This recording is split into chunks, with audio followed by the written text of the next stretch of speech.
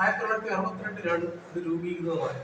അതിനുശേഷം ഇത്രയും കാലത്തെ പ്രവർത്തനത്തിനിടയിൽ ഞങ്ങളുടെ വലിയ മഹാസ്ഥാപനമായി ഇത് മാറിയിരിക്കുകയാണ്. ഏതാണ്ട് 19ഓളം ഗാലറികളും അനുബന്ധമായി പല സ്ഥാപനങ്ങളുമായിട്ട് ചേർന്ന് ഒരുപാട് കലാപ്രവർത്തനങ്ങളുമായിട്ട് പോയിക്കൊണ്ടിരിക്കുകയാണ്. ഞങ്ങളുടെ ഭരണസമിതി വന്നത് കഴിഞ്ഞ അതിനുശേഷം ധാരാളം കലാകാരന്മാരുടെ പുരോഗതിയെ ലക്ഷ്യമാക്കിക്കൊണ്ട് ഒരുപാട് പരിപാടികളാണ് ഞങ്ങൾ നടത്തിക്കൊണ്ടിരിക്കുന്നത്. അതായത് റെസിഡൻസി പ്രോഗ്രാമുകൾ, പിന്നെ അതുപോലെ തന്നെ ഈ എക്സ്ചേഞ്ച് പരിപാടികൾ, ഇന്റർനാഷണൽ എക്സ്ചേഞ്ച് പരിപാടികൾ, അതുപോലെ തന്നെ മറ്റ് കുട്ടികളെ കേന്ദ്രീകരിച്ചുകൊണ്ടാണ് നമ്മൾ ഏറ്റവും കൂടുതൽ ശ്രദ്ധ കൊടുക്കുന്നതാണ്. കാര്യം നമ്മുടെ ഈ ഇപ്പം അതിൻ്റെ ഭാഗമായിട്ടാണ് ഈ 5ാം ക്ലാസ് മുതൽ 12ാം ക്ലാസ് വരെയുള്ള കുട്ടികൾക്ക് ഇതിൽ കൂടുതൽ അവബോധം ഉണ്ടാക്കുവാൻ വേണ്ടിയിട്ട് ദിശ എന്ന് പറയുന്ന ഒരു 3 ദിവസത്തെ ക്ലാസ് നമ്മൾ നടത്തുന്നു. അത് കേരളത്തിലുടനീളം ഏതാണ്ട് 33ഓളം ക്ലാസ്സുകൾ നടത്തി കഴിഞ്ഞു.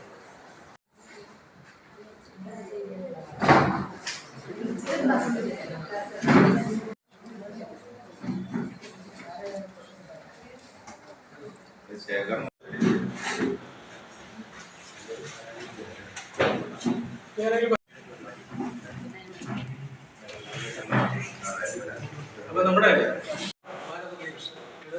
സെക്രട്ടറിയാണ്. എന്നോടൊപ്പം എക്സിക്യൂട്ടീവ് ലളിത അക്കാദമിയുടെ എക്സിക്യൂട്ടീവ് മെമ്പർ സുല്ല ശോഭനുണ്ട്. കാരപ്പുറപ്പ് സ്കൂളിന്റെ പ്രിൻസിപ്പൽ മനോജ് കെ, അതുപോലെ PTA പ്രസിഡന്റ് മനോജ് സി. ഇത്രയും പേരാണ് ഉള്ളത്.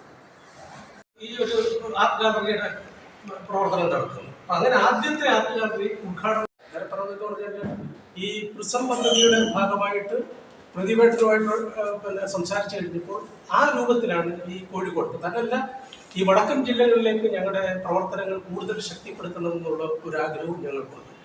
അപ്പം പണ്ടത്തെ ലളിത അക്കാദമിയുടെ പ്രവർത്തനങ്ങൾ എന്ന് പറഞ്ഞാൽ ചില കേന്ദ്രങ്ങൾ മാത്രമായിരുന്നു. പക്ഷെ അത് വിപുലീകരിച്ച് ഈ വടക്കൻ ജില്ലകളിലേക്ക്, മലബാർ സൈഡിലേക്ക് കൂടുതൽ വ്യാപ്തിയിൽ കൊണ്ടുവരണമെന്നുള്ളതിൻ്റെ അടിസ്ഥാനത്തിൽ തന്നെയാണ് ഈ കോഴിക്കോട് കേന്ദ്രീകരിച്ചിട്ട് ഈ ആർട്ട് ഗാലറി. അതുപോലെ നമ്മുടെ ഈ ആർട്ട് ഗാലറിയും നമ്മൾ വലിയ പ്രപ്പോസലൊക്കെ കൊടുത്തിട്ടുണ്ട്. 3 കോടി രൂപയുടെ പ്രപ്പോസലൊക്കെ കറക്റ്റ് ചെയ്ത് വരുന്നുണ്ട്. ഇത് വിപുലപ്പെടുത്തണം.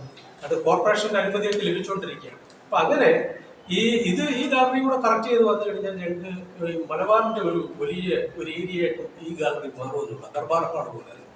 അപ്പോൾ ഈ സ്കൂൾ ആർട്ട് ഗാലറി എന്ന് പറഞ്ഞു കഴിഞ്ഞാൽ അതിൽ വിപുലമായ പരിപാടികളാണ് ചെയ്തിരിക്കുന്നത്. ഇവിടുത്തെ ഈ നാടിൻ്റെ ഹിസ്റ്ററി പറയുന്നത്. അതുപോലെ തന്നെ ഒരു വലിയ മ്യൂറൽ അവിടെ സജ്ജീകരിച്ചിട്ടുണ്ട്. നമ്മുടെ സ്കൂളിൻ്റെ വിശാലമായ ഡൈനിങ് ഹാളിനോട് ചേർന്ന് വിസിറ്റേഴ്സ് ലോഞ്ചും ഇൻഡോർ കോർട്ടിൻ്റെ മുന്നിൽ ലോബി സ്പേസ് ഉപയോഗപ്പെടുത്തിയാണ് 2 നിലകളിലായിട്ട് ഈ ഗാലറി സജ്ജീകരിച്ചിരിക്കുന്നത്.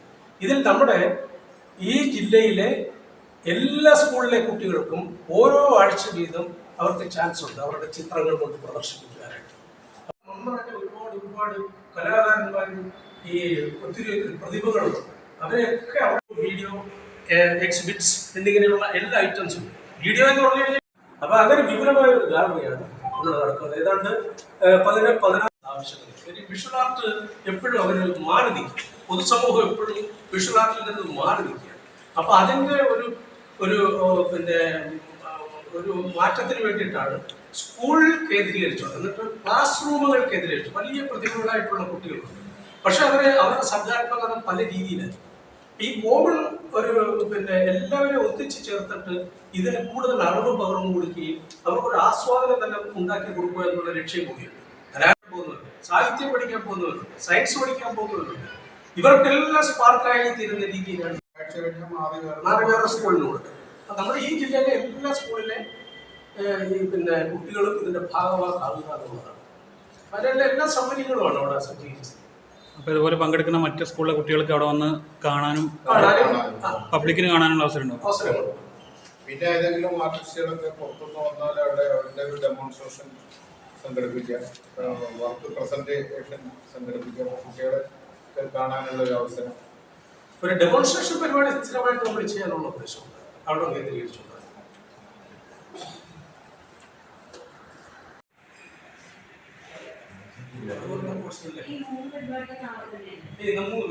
ക്യാമ്പ്